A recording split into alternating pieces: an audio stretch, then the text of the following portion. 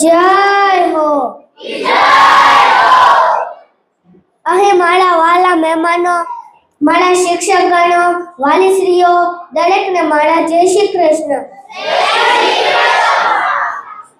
હું મહાભારત વિશે કહેવા માંગુ છું. મારું નામ ઇટાલિયા પ્રાંશુ છે. હું ધોરણ 1 માં ભણું છું.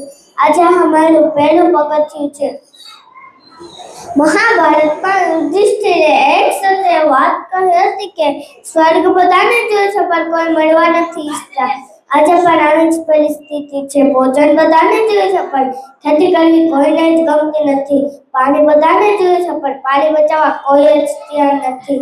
દૂધ બધાને જોઈએ છે પણ ગાય પાળવી કોઈને જ ગમતી નથી. છાંયડો બધાને જોઈએ છે પણ વૃક્ષ વાવવા કોઈ જ તૈયાર નથી. અને વિચાર તો કરો, વહુ બધાને જોઈએ છે પણ બેટી બચાવવા કોઈ